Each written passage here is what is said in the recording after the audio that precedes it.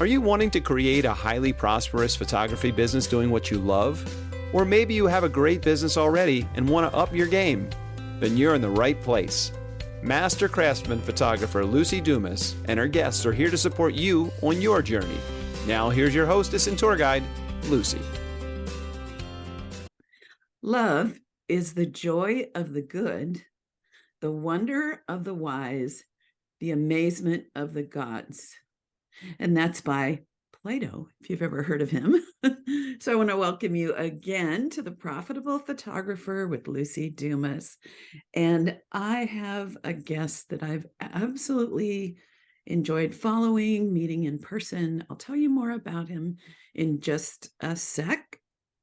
Before we do that, I really would love if you would go to my YouTube channel, The Profitable Photographer, because when I get enough subscribers, then I can customize the name so it's easy for other people to find it. So thanks for doing that. And I love to post almost all of my episodes that are in podcast form, also on the video. And if you're watching this on video, I'm on all the podcast platforms that you can think of. So, all right. So let me tell you a little about Yasmin Nguyen.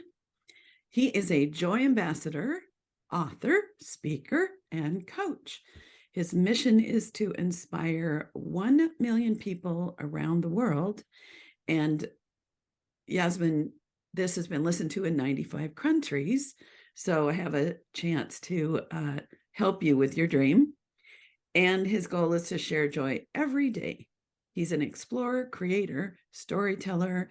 He teaches community leaders, business owners, caregivers, retirees, parents, students, and everybody probably that he meets in the grocery store. Helps them have more joy. And he's going to tell you about his Joyful Living Project, where he decided to share the joy he discovered. He believes that joy is the antidote of the stress and suffering that many of us face. And he's the author, if you're looking at this, of this most beautiful book called The Game of Joy. And I got to help my vote of which cover to do. And this was the one I picked, Jasmine. So woohoo. All right. And I want to tell you how I met Yasmin is I was at a workshop 5 years ago or so called Intuitive Speaking in Portland. And he was at the conference and he shared some of the things he's going to share with us now. And he also inspired me after the conference to stay a few extra days and go to the Oregon coast. And you'll understand why when he shares a little about his project. So I could babble on and on about you, but let's get going and say hello to Yasmin Nguyen. Hi. Hi, Lucy. Thank you so much for having me. It's such an honor to be here and to be able to connect and share with your community of amazing photographers and others as well too. So thank you for having me. You're welcome. So I don't know where to start. A lot of times I don't want people to give their backstory because as photographers, a lot of us have similar stories. I got a camera or I started photographing my children, or I was an editor of my yearbook, which was my case. But your backstory is so much of what inspires me about you, as well as what you're up to now. So let me first hear about coming to America, because when I read that in your book, and I had just finished a book that I can't remember the name of, that was about a family in Vietnam that was based on the author's real family in real life. And so I was able to, I know I'm babbling again. So your story was more real to me after reading this book. And so can you share how you got to America, what your life was like before and all that? Yeah, absolutely, Lucy. Yeah. So, like many immigrant families that have come to this country, and I think in many ways have helped build this country, when I was 5 years old, my family and I were living in Vietnam. And we we lived in the southern part of the country. And so by 1978, that was when the communists started making it their way down south through Vietnam. And as they were taking over parts of the country, they were seizing a lot of lands, taking control of various different businesses, and also separating families as well too. And so my parents at that time, my dad had studied engineering in Australia, and my mom was a French teacher. So both of them had Western, influences and ideas, which made them susceptible to being targeted. Mm, And their biggest fear was one of these days coming home from the market or even from work that they would be abducted, put in these re-education camps, and that their children would eventually become orphans. And so at that point in time, that was when the Americans had started to pull out of Vietnam. mhm, We couldn't exactly leave the country by buying a plane ticket. And so my parents had to spend, some money as well as time figuring out how are we going to leave this country because they didn't see that this was a place for us for them to raise their kids with some opportunities. And so they saved up enough money so that the plan was for us to sneak out during the middle of the night and hop on a boat and hopefully get rescued in the middle of the ocean. And so that's exactly what we did. And then it was one night, my mom packed up whatever she could. I was 5 years old. I'm the eldest of three. My sister was three. My brother was just a year old. And with my grandmother, we snuck out during the middle of the night into the jungle where where we were supposed to meet up with a stranger who's going to put us on one of his small little boats and navigate through the waterways to meet up with a bigger ship that would take us out to the ocean. And my dad had to go separately, and so we were separate from him because we were afraid that if we were all detected as a family, we'd all be detained. So as we finally made our way to the ship, my mom was looking all over for my dad, and there was probably 40 other people that were waiting to board the ship. And she asked everyone, and he was nowhere to be found. And in a moment of just fear and terror, she had to make the decision that we had to continue regardless of what happened to him. And so as they loaded us all onto ship, and I use that term ship very they loosely, it quote was more of a ship. right, it was more of a fishing boat that they crammed all of us under the hull where they had stored the fish. Mm, And the children were all drugged with sleeping medicine so that we wouldn't cry out. And quietly it started to navigate its way out through the waterways. And we were, when you think about being stuffed in the hole where the fish are, this is like there was no food, there was no water, barely any air, and certainly the stench of fish. mhm. And I, even to this day, I still remember what that stench is like of, if you had to go to the bathroom, whether it's number one or number two, you had to go where you are. Oh, And geez.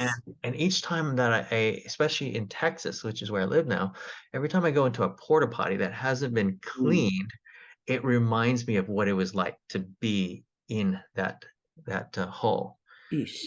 Yeah, so we sat there in the darkness, not knowing when we would be safe, when it would be safe for us to open up the hatch, and it took almost half a day for us to finally get out to international waters where the captain gave the crew instructions to open up the hatch, and this huge rush of air came in, and we all starting to feel our life coming back again, and people were leaping into the water, cleansing themselves off. And my mom sat there, and the only food we had was this one orange that she Mm, had taken with us, and she peeled one slice and gave us each one of those. And I just remember how sweet it was, and mm, that was just kind of brought us back to life.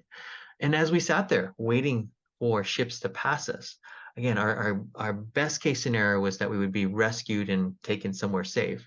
So we sat there all day, ships would continue to pass, and by the end of the day, we were feeling pretty hopeless because none of them had stopped. And finally, in the distance, we see this big oil tanker, and it started getting closer and closer and closer until it was literally right next to us, like a six-story building. and half of us were afraid that they would crush us because we're this tiny little vessel, and it's, if you've ever seen a tanker, it's a Mhm. huge ship. So we noticed that the markings on this tanker, that it was a French oil tanker. It was called the Meralda, La Meralda. And my mom was one of the few people on the boat who could speak French. So Mm. she ended up helping translate and communicating with the captain and the crew. And as much as the captain wanted to help us, he was bound by international laws that prevented him from just picking up people, refugees, in the middle of the oceans. So he told his crew to bring us food and supplies since we didn't have anything.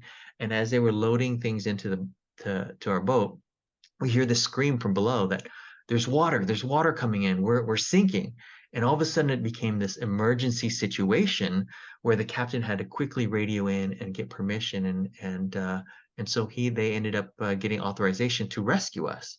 And they threw down these huge rope ladders for the adults to climb. So my elderly grandmother was literally climbing, scaling the side of this 6-story building per se.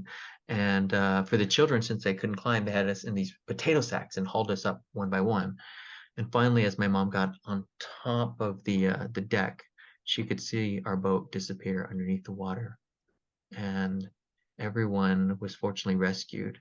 And so, over the course of the next couple weeks, as the tanker was making its way back to South Korea, we developed an amazing relationship with the captain and the crew, and cooked and cleaned, and really became friends. And on the way there, through the help of a nonprofit organization called the IRC, which is called the International Rescue Committee, that places families of refugees into new countries and new homes. And Mhm. my mom, not knowing where we were supposed to go because my dad wasn't with us, elected to go to France because her sister lived there. So we went to France. Uh, I went to school there for a year, and during that period of time, was able to get in touch with my grandmother back in Vietnam to find out what happened to my dad.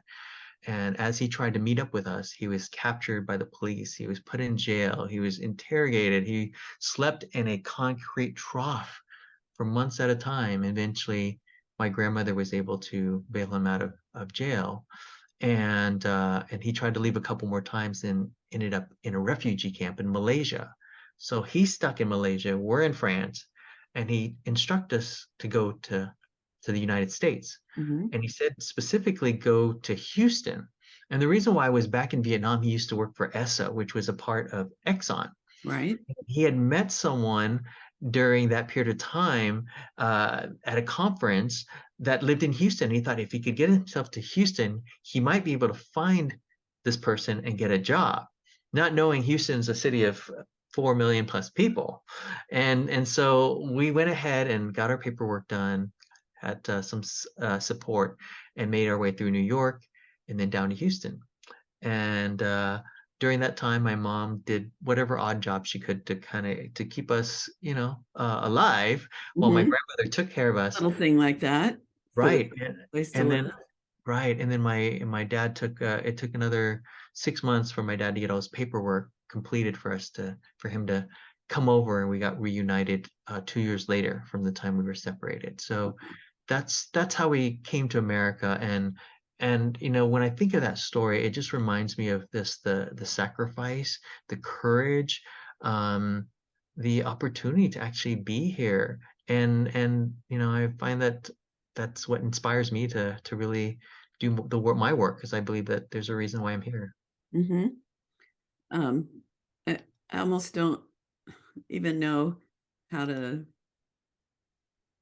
follow up with that other than like, wow, or, there's not adjectives to express my thoughts and feelings hearing your story. And I'm hoping that as people listen, it helps them get in touch with how these kinds of stories are happening today. And um, one of my original ancestors came from the Alsace region of France in 1840. And I've tried to get more information about what was so bad that that whole region was just leaving in droves. And when I was actually this time last or 5 years ago, I visited the little town. It was just a little, I guess you'd call it a village, but there wasn't even a store or anything. It was just houses and apartments and fields, trying to imagine this family of four leaving everything and boarding a ship. And because their life was, you know, like, I wish I knew more of the story about why, but, I'm guessing starvation and oppression and who knows. So, to me, it it helps me think about how generations behind us have gone through similar things. And most people listening in America, unless um, they're an indigenous person whose lineage goes back here, there are stories like that in all of our lives. On my dad's side, actually was the same year the original ancestor left Ireland to be an indentured servant. Um, be, I'm pretty sure it's because of the oppression of the English, where if you didn't convert to Protestantism, you lost your farm because they were landowners, but suddenly they weren't. So, thank you for sharing that. And I don't know, I'm just a little not overwhelmed, but it's like I don't want to make light of, like, oh, and so now what happened? You know No, what I I mean? totally Like, understand, what Lucy, else? and thank you for sharing your story too. I mean, I think that we all have our stories. I mean, it doesn't have to mean that we, made it across the ocean and were rescued in the middle of the sea, but we all have our own journeys through our lives, through our parents' lives that have brought us where we are. And as a country that has welcomed immigrants over the course of its existence, I think that there are a lot of these stories out there as Yeah, well. yeah, Yeah, yeah. yeah. So I know that you personally had a very successful, hardworking, hard challenging, or hard driving life, and then reached some questions about, is this how you wanted to live? So can you tell us a little of that part, and then then the joy part? Absolutely. Yeah. Well, getting to, I think about getting to America was the first chapter. The next chapter, my own personal journey, growing up as someone who is new that didn't speak English, we didn't have much money. I think that one of my biggest drive was just to fit in and to belong and to become, more American as well. And growing up, I quickly discovered that whenever I achieved, it was I got a chance to be recognized and appreciated and seen and valued. And so that actually became my drug of choice growing up. I would achieve, and I was very successful in school. I was great at playing the school game. I was class valedictorian, I was president of the band, I was president of the science club, tennis team, choir, honor society, you name it, I was involved. But it was because I didn't feel like inside I was good enough. I was worthy enough. Mm, I had to prove myself. And that led me to uh, a very prestigious and successful corporate career where I was working for one of the top consulting and accounting firms. And at the a few years into my career, I started to realize that, wow, I've made good grades, I went to school, I got this great job, but why am I not happy? And so that was when I made a decision to take the leap and become an entrepreneur, thinking, okay, now that I'm an entrepreneur, I get to be free, I make my own decisions, life's going to be great. Well, little did I know, fast forward 5 years later, I'm chasing one opportunity after another. I got into real estate. I had 3 rental properties, 10 tenants at a time, had mm, an e-commerce store, I had a marketing agency. I had a nightclub, food business I was, launching, and all of that just came to a head for me that I was so burnt out. Mm. There was a period of time when I was actually sleeping in my office. My body was in pain. My relationships were suffering. And I remember one day walking to work, and I was standing there waiting for the light to change. And just in this place of just such deep depression and pain, all I could think of is, how can I get rid of this pain? And I saw this bus coming down the street, and I thought to myself, well, what if I stepped in front of this bus? Maybe the pain would go away. And so I closed my eyes, took a deep breath, and I just heard this voice that said, one more day. Just give Mm. yourself one more day. So I went to my office. I tried to sit down and work, but I just couldn't focus. And I just said, you know what? I'm just gonna drop everything, hop in my car, and I just need to escape. And so during that time, I had lived in Portland, Oregon, and I drove as far west as I could. And finally, I couldn't drive any further because I had reached the ocean. And I remember getting out of my car, walking down to the beach, taking off my shoes, my socks, and burying my toes into the sand. And I closed my eyes and took a deep breath, and I could just hear the waves crashing, and tears started coming down my cheeks. And I finally said, wow, this is the first time that I've said yes to myself. Mm. I've been saying yes to everyone and everything, and I don't even know who I am. But in this moment, I know that this is exactly what I needed. And so it was in that moment that I made a decision to come back to that very place each week. And so every Wednesday or Thursday or so, midweek, no matter what I was doing, I would hop in my car, drive out to the coast, and be with myself, be with the ocean, and take pictures.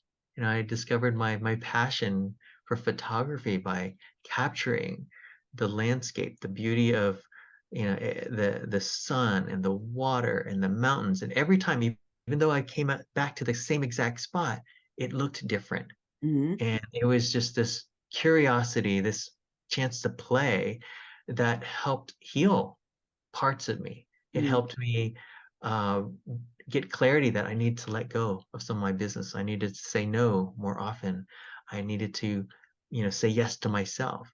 And this practice of going out to the coast every single week, I went out 75 times over the course of a year and a half.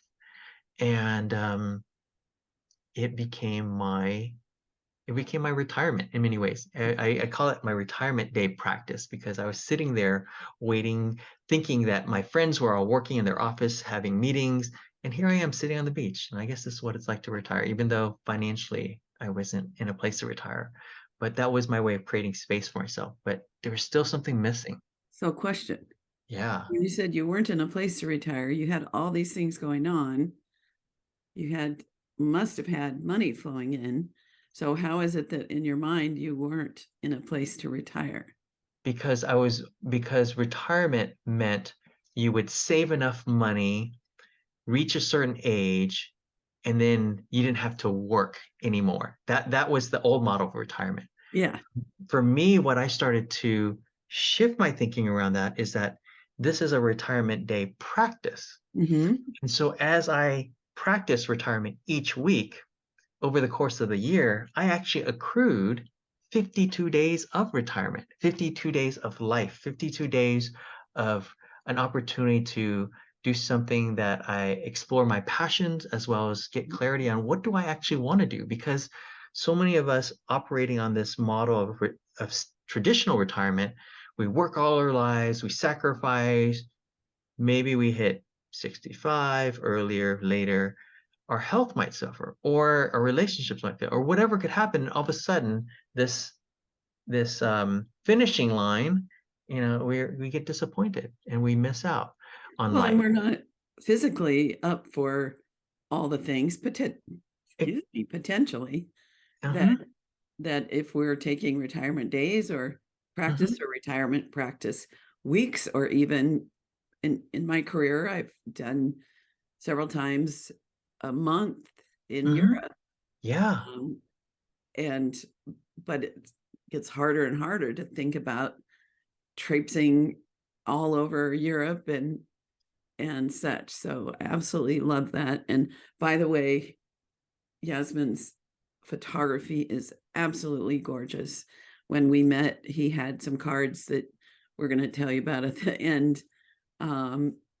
That, of course, as a photographer, I especially connected with you and your eye and your heart for beauty. So, I love having the pictures in my mind that you created as you're sharing this story.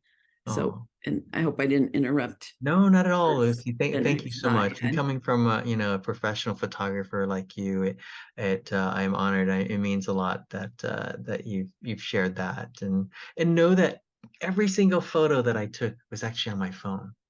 It was about seeing for me, the joy was seeing the beauty, Mhm. appreciating the nuances of it, being able to capture that moment, because you never know that that exact moment is not gonna it exists only in that moment there, Right. and to be able to share that is so much joy, and I hope that that really shines through in the images It as does. well. It Yeah, does. yeah.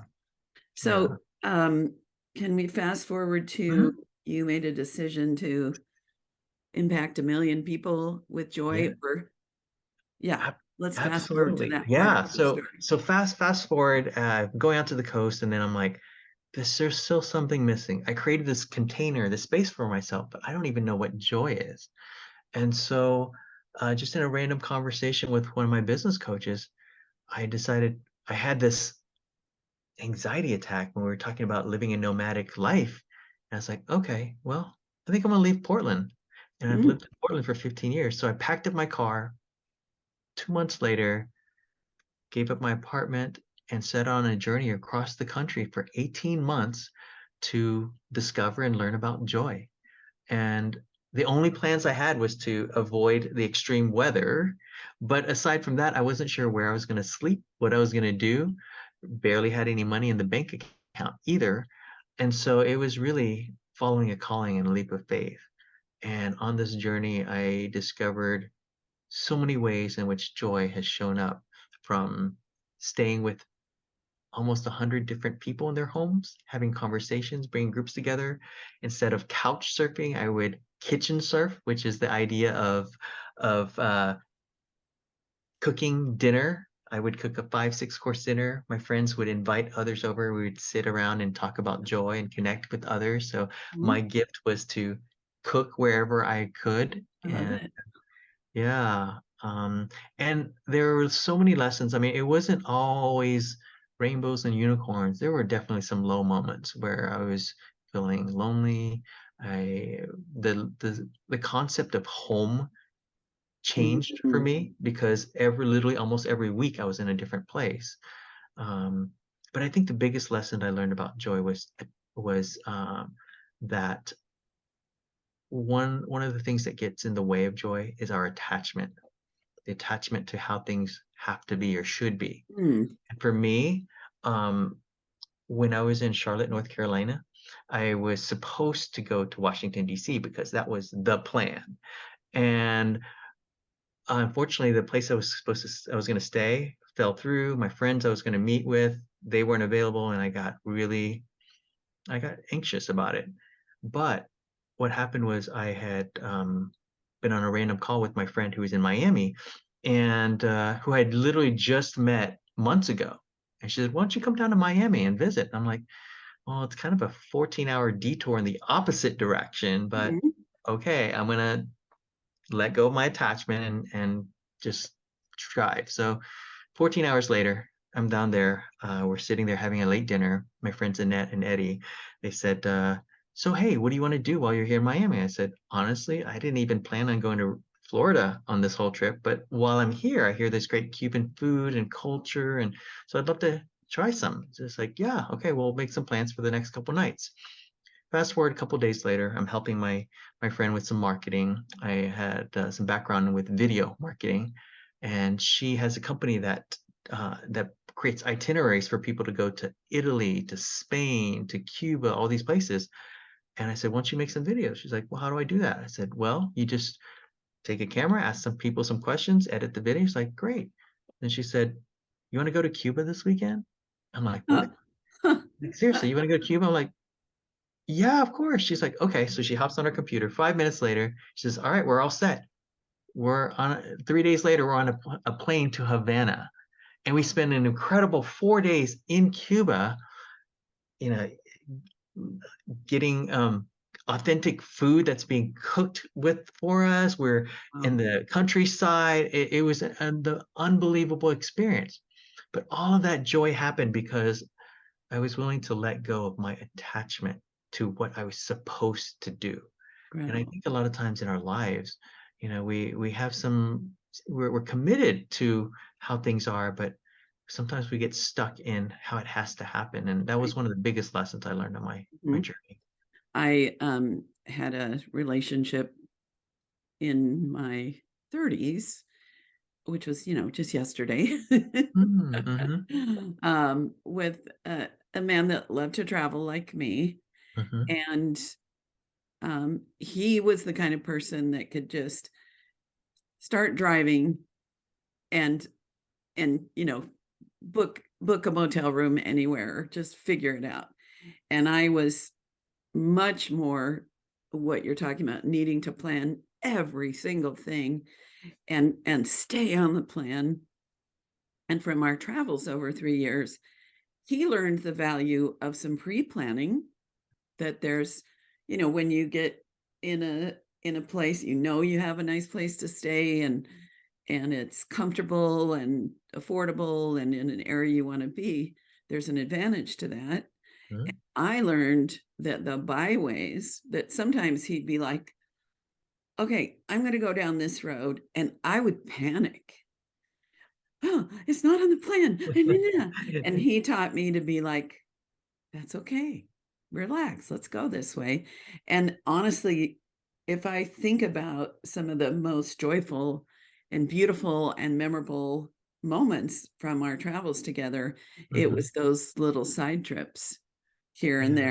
there. And yeah, we had great time skiing and all the things that were planned, but those little byways Mm-hmm. uh, and were wonderful. And when I think about it now, it's the panic of changing a plan Mm-hmm. was big and real. And I'm so happy that got altered. Although some people would say I'm still I'm still a planner, but I've gotten, even just in small ways. And then I want to hear more of your tips about joy, because my audience likes bullet points. So I'll get back to that. But I've come to the point where if something happens that isn't the way I planned it, or if I find myself taking the wrong freeway and having to backtrack, or being behind a car that is going slow, and I want to get there, taking a breath and realizing that there's probably something either that I'm being saved from, Mm-hmm. like an accident or a traffic jam or something.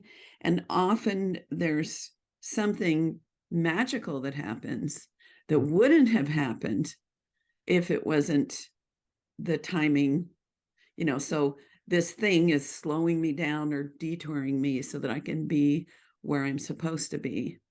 Right. And a recent example, I was coming home from my sister's house last week. I have a little vacation rental above my garage, in case anybody's coming to San Diego. It's got 5 stars. It's really cute. It's near downtown in Balboa Park. Anyway, I was coming home. There were 3 women um, that were staying there, 2 sisters and their best friend. And my timing, where should I stop? Did I go too long? I stopped for lunch halfway, all those little decisions you make. There was some traffic I didn't want. And when I got there, just at the moment I arrived, the sisters were standing outside, and they had just heard that their brother passed away.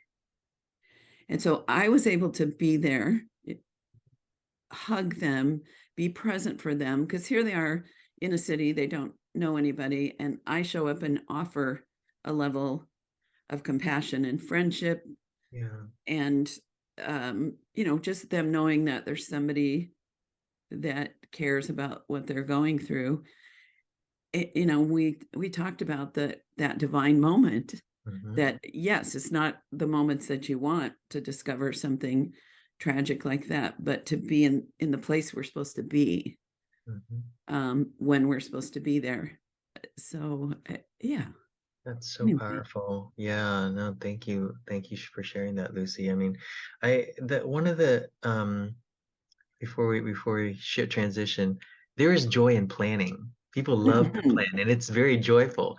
And there's also joy in the spontaneity as well. And Right. I think that the distinction that I've discovered is be very clear about your intention, but be flexible in how it has to show up. And that's where we get to welcome, these unexpected experiences that bring with it possibilities of joy as well. Mhm. Yeah. So what other tips do you have? Um, Well, I think that- the biggest one was actually the my very last day on my official trip, New Year's Eve. I was in San Diego, and I was standing on the pier, and I was thinking about the past 18 months. And I was like, have I found joy? And I realized that I had failed. Like, mm, I never found joy. I realized that joy is not something that we find, but joy is something that we actually create.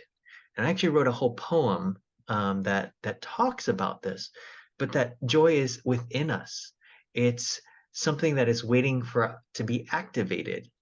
And these started to flow into my principles that became what I wrote, which is my book, The Game of Joy. And that joy is actually a game. And that if you understood the principles and the rules and how to play the game, you can actually create joy in any moment. You don't have to go out there and look for joy or wait for joy or hope for joy. You have the agency, the power to bring joy into each moment then. so So what are the principles? so the first principle is that you have to create space for joy. Mm, That's how that going to the beach, creating, a moment of time, creating that space. What allows us to create that space? I met a woman in Vancouver, Canada, and her name was Sheila, and she had these two lines on her wrists. And I said, Sheila, what are those two lines? I said, is that an 11? She's like, no. I was like, is that an equal sign? She's like, nope. And I said, well, what is it? She's like, it's my pause button. mm. And it made me realize that she's like, yeah, anytime when life gets stressful, I hit my pause button. And it just something just clicked. I was like, oh my gosh, we all need pause buttons. Mhm. And so when we use our pause button, it creates that space to allow joy to flow in. Otherwise, if our plate's too full, you miss out on the joy. So Mhm. that's the first principle, is creating space. The second principle is that joy is personal. It's different for everyone. If you've ever been to a salad bar or a buffet, or any place where you go up with a plate and there's lots of food that you get to choose from, that's what joy is. What Mhm. you put on your plate is different from what I put. The Right. quantity, the amount, the what you put on, the number of times you go up, what you finish, it's all personal. Right. So whenever you ask what's joy for you, it's never the same for everyone. It's never the same over time either. So Yeah. understanding that allows joy to expand into so many possibilities. You know, Mhm. it's not just going on a vacation or buying a new car, but it's like the simplest moments, helping someone who's in just who Right. needs some That support. that That's hug, yes, being that able hug. to bring a hug to people I'd never met in person. We'd had conversations. That gave me joy because connecting is one Hmm. of my highest values. I was going to Right, say there's 31 flavors for a reason, because not everybody likes all the same flavor of ice cream, but yeah. right. Okay, so create the space. Create Know the that joy space. is personal. Joy is personal. Joy is waiting to be activated. So Mm, again, it's inside of us. And there's all these experiences in life that can activate joy, whether it be kindness or gratitude, vulnerability, creativity, especially as photographers. When you capture that moment, that's joy. You're like, oh my God, I can't believe, I'm able to, connection.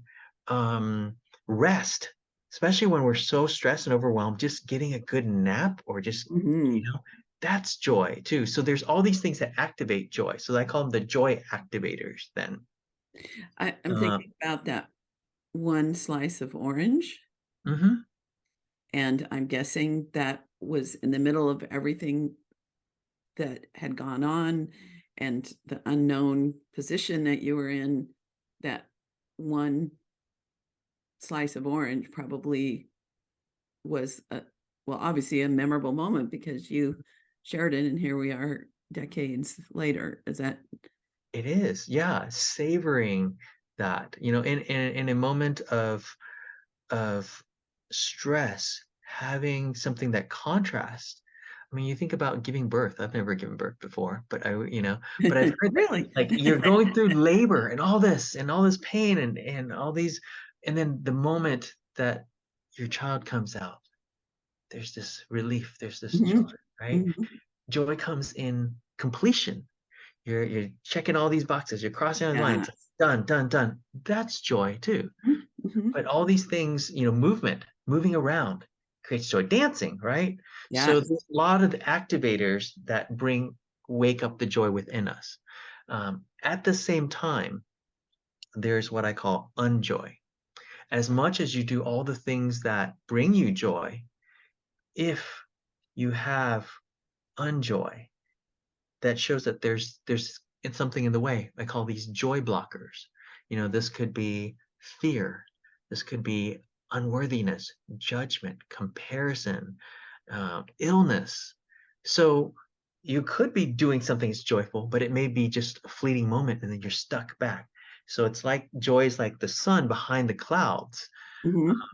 It's always there, but you wait for the clouds to part to access joy. And so there's work for us to do to shift some of these um, joy blockers in order to allow joy.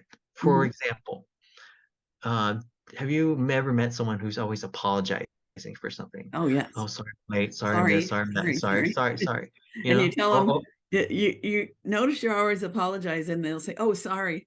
yeah, right, right. Or the Canadian sorry, Sorry. Yeah. right. But and we understand where that comes from. But there's an opportunity to shift that sorry, which I believe is instilled in unworthiness, to gratitude, which is thank you. So instead of sorry, I'm running late, it's like thank you for being patient with me. Mhm. Sorry, I seem to just talk too much and babble. Thank you for being so attentive and listening to me. So it's the subtle nuance of our language that can really create a shift in the joy blocker there. Same with comparison. It's so easy these days to flip through our phones, say, "Oh, this photographer is so amazing. I'm never going to be this good. I'm this and that." But at the same time, comparison allows us to see what that next level can be, and also for us to see some of the work is like, wow, look how far I've gone. I'm so much further too. So it's shifting the lens. But so the fourth Mhm. principle is that you have to Okay, so shift hold unjoy. on. Hmm. Hold on. I'm gonna pause 1 second and Sure. 1 sec. Okay. Um, so just a couple things I wanted to share on that. Uh, 10, no, 8 years ago, I had, well, actually, since 2010, but 2014 was the biggest surgery. I had a tumor in my sinus. It was benign. People that listen regularly knew about this. And Mm. 2010, I had several surgeries. 14, they needed to do actual brain surgery in order to completely put it behind me. And I found my sister noticed this, that when I was scared or in pain or worrying about the future, or I don't know, kicking myself for not, there were a couple of symptoms years earlier, like funny smell, and that is like a phantom smell when your sinus Mhm, is going haywire. But she noticed whenever I was in the unjoy mhm, place, I had developed over the course of my spiritual practices in life the habit of gratitude, which I think you talked about that. Yes, you did. mhm, Um, and and that would change everything when I took in what I what I valued. It started with, it's benign. I have a great doctor. I live in a world where I can get great care. And then when I was recovering from the surgeries, where I spent a lot of time just laying around, I have, thanks to Pollyanna. Have you ever read the book Pollyanna? Yeah.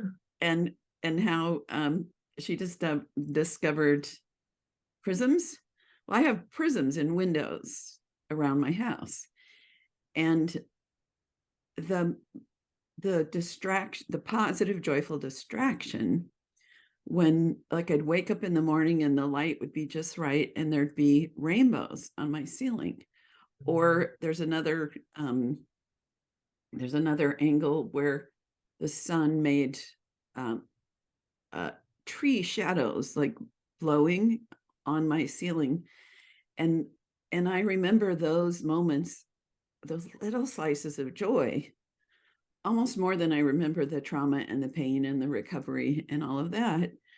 And now when I see those, I don't have the same, I think, oh, that's pretty, but I don't have that same, like, this moment when everything seems yucky, but here's a rainbow.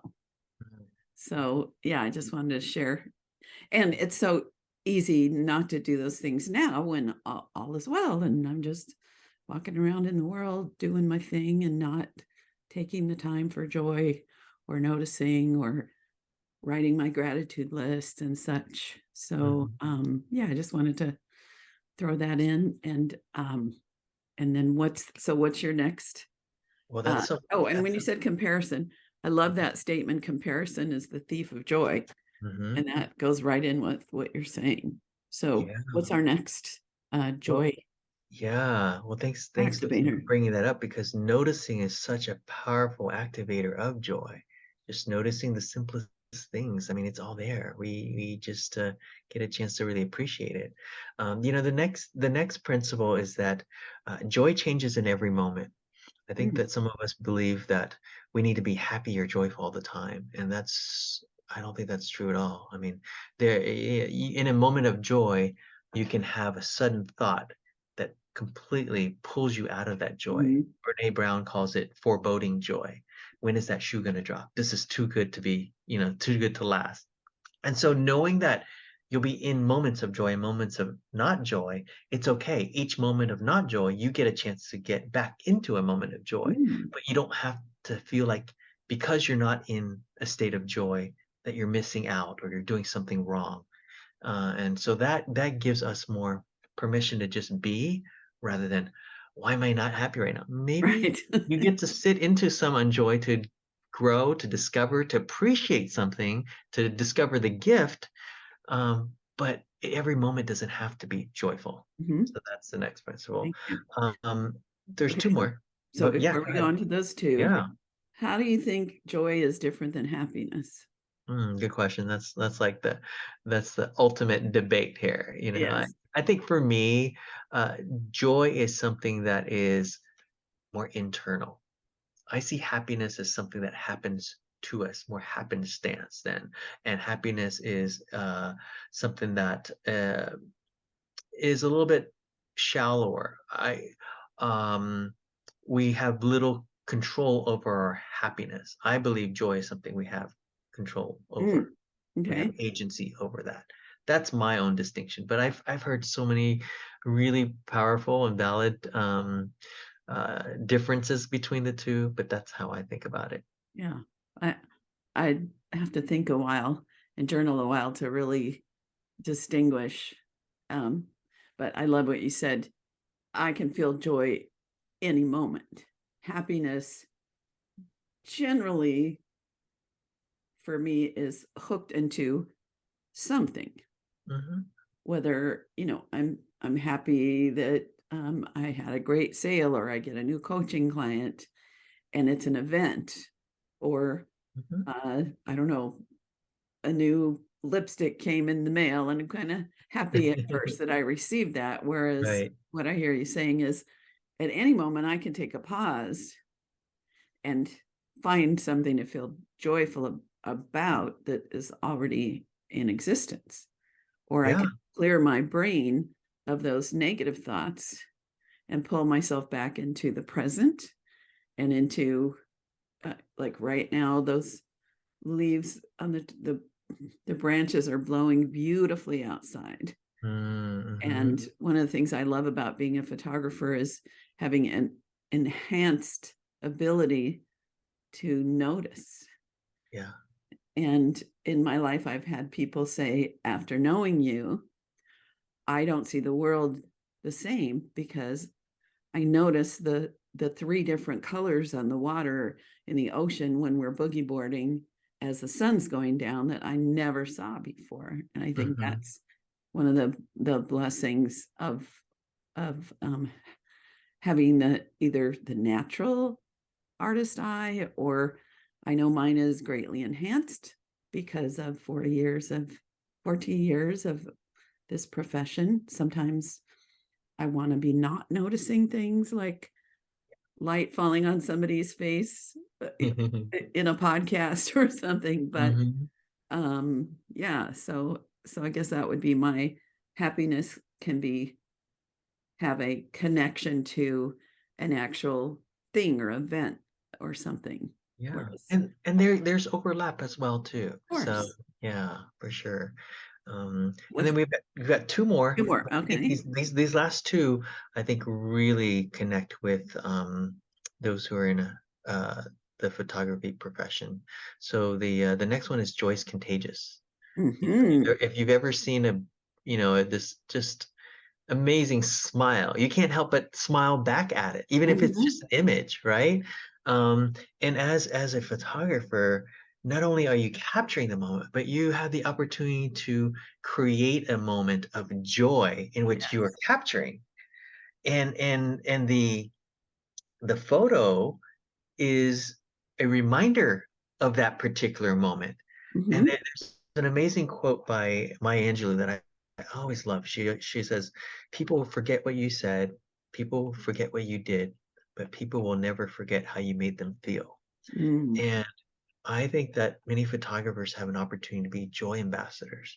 They get to create that joy. They get to capture that joy and share that as a gift, which leads into the final uh, principle, which is when we reflect and share, joy expands. Mm. So, sharing your work, sharing the experience, posting online, reflecting by journaling, writing things down, that not only anchors the joyful moments, but makes it accessible when you're in a unjoyful moment. You Mm-hmm. close your eyes, you press your pause button, and you think of that moment. Now it's available, regardless of what's going on. And the ability to share the images that you create with others invites joy as well, thus expanding joy beyond just being there in person. So those are the principles of joy. Yeah, I love those last 2. I don't know if you can see that if you're watching the video and Yasmin Uh-huh. is can see my background. I have a picture of a moose smiling. I call it say cheese. And it was a fun moment in Alaska. He's actually behind a fence, and it was the first time I decided to try to remove something in Photoshop, and I was very successful. You wouldn't know that there were big, like, barbed wire between the 2 of us. He Every time I tried to put my lens through the opening, he thought it was food, and so he'd lean in with his mouth open. And so I got that, and that's made me happy, and it's made other people happy. um, and of course the photographs, those of us that are portrait photographers or fine art photographers, we put something out into the world for our clients or people that purchase it, and we have no idea how many times they feel joy when they see that. We think about going to a museum, or I talked about Europe, going to the amazing museums and galleries in Europe with the most famous art pieces. Well, those give us joy. People are long gone, centuries gone, but they're still contributing they're still joy ambassadors. So I Mhm. love that. So, Mhm. okay. So normally I have 2 questions Okay. for you, Yeah. but I have 3. Okay. Uh, Sure. so one, well, so 2 are similar.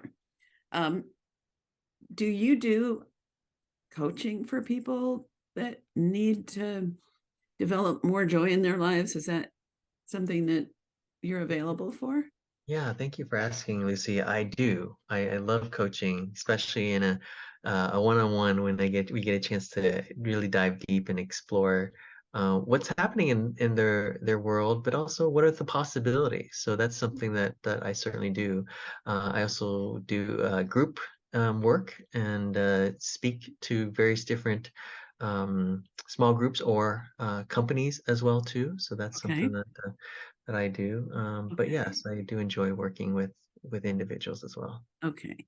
So how do we get in touch with you? And I know there's a download that you've mentioned that people would really enjoy. So, Yeah, um, the best way is joyfullivingproject.com. That's the place where everything exists. But my invitation is actually if you get a chance to grab a copy of the book because you really get a chance to dive much deeper and there's so many amazing resources, QR codes throughout that you get a chance to actually see scenes from the beach and the in Cuba and all these places and mm, videos and all these experiences, but it gives a deeper dive so that if we get a chance to have a conversation to see how I can support, we'd have more context there too. great. And so there's a link to a newsletter, signing up for a newsletter on your Mhm. website and Yeah, on my such. website as well. Yes. Uh-huh. And And those cards, that first thing that you produced, what are those called again? I know they're you said. called retirement day practice cards. They're on my website under a section called Get Inspired, and it's a series of cards, 26 of them that have uh, the beauty that I witnessed on the Oregon coast, and Mhm. on the back are some ideas as to what are some ways to create joy when you're practicing retirement. I love it. Okay, so I could talk to you for another hour or 2. Um, Yeah. but in the interest of time, Hmm. is there either something that you would love to share that when we log off, you're like, oh man, I wish this had come up? Or is there something you want to leave us with? So the floor Mm, is yours. yeah. Wow. There are 1,440 minutes in every single day. We wake up and we get 1,440 minutes. Now, how many of those minutes are we experiencing joy? How many most of those minutes are we creating joy?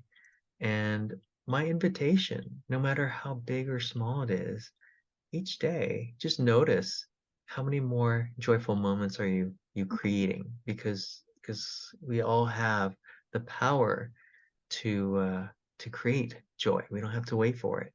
And if it's helpful, this conversation that we've had, Lucy, can inspire some possibilities, as well as my book and website. Those are some other resources that can help you make the most of those 1,440 minutes. I love that. And just a little tip on how I read a book like The Game of Joy is I like to read 5 to 10 pages, underline. I'm fine with underlining books like this so I can go back to things that caught my attention. And then the next day, skim, look at my underlines, and then read more. So I'm not like all the way through listening to or reading it. Um, Value in that, but the way that I've really been able to absorb books that really move my inner needle is the marinate on a few and then go back, review, and then continue on. So just a little hot tip on that. Oh, Yasmin, thank you Can I so share one more thing, Lucy, that you much. Of course. inspired? I think that whatever profession you're in, but specifically as a professional photographer, I really believe there's a direct correlation with the um, prosperity of your business is tied to the joy that you bring. Mhm. And because as you bring more joy, you are also generating more referrals. As you bring more joy, you also creating energy and passion that gives you a more sustainable, longer career as well. Because if you're not having fun, if you're not creating joy, you're missing out on a big opportunity in this profession. Oh, I love you shared that. So, a Beatles song is now in my head. Yeah. The It's and in the end, the love you take is equal to the love you make. And Mm. so we can say, and in the end, the joy you take is equal to the joy you make. I can sing better than that normally, but all right. Well, thank you so, so much. And I know worldwide, 95 countries and counting, people are going to have a more joyous day and week and life from listening to this. So I appreciate you a lot, Yasmin. Thank you so much, Lucy. I appreciate the opportunity to be here, to share this conversation with you, and also share it with your audience as well, too. Thank So you. thank And everybody be sure to stay tuned for my quickie wrap up. So I'll be right back after Yasmin and I have a little private time. Bye for now. Okay, cool kids all around the world. I had a nice chat with Yasmin as we wrapped up a little bit. He's so special. I just hope you'll get his book and check into everything he's doing. Get in his Facebook group, all the things. And I hope that you will go to lucydumascoaching.com and click on a link to get in touch if you want to chat about anything. There's a couple free gifts. I'm excited because I picked a new template and it's going to be upgraded. It takes a while, but I'll let you know when it is even more fancy. Okay, let's see if I can summarize really quickly. Well, first of all, he shared his incredible story of his family leaving South Vietnam and being on the boat and such. And gosh, I can't even take in what that was like, but pretty incredible. And then how he created this super productive A+ kind of life, and then discovered he wasn't happy, and how he went about finding joy, making space for his retirement days, as he said. So I'm just going to go through some quick bullet points. Create space for joy. Know that joy is personal. Joy needs to be activated. There are joy blockers: fear, unworthiness, comparison. We can notice what activates joy for ourselves. Realize joy changes in every moment. Joy is an internal process. Joy is contagious, so we can be joy ambassadors. And when we reflect on joy and share, joy expands. So that is it for now. And it does bring me joy knowing that people are getting value from this podcast, from the guests that I bring in, the things that I share. And just, I don't know if I could give you a really nice hug. That would also bring me a lot of joy. So that's it. Bye for now. You have been listening to The Highly Profitable Photographer with Lucy Dumas. If you've enjoyed this podcast, please rate, subscribe, review, and share. To connect one-on-one and learn more about our coaching programs, just go to lucydumascoaching.com. Until next time, go have fun photographing and selling your work.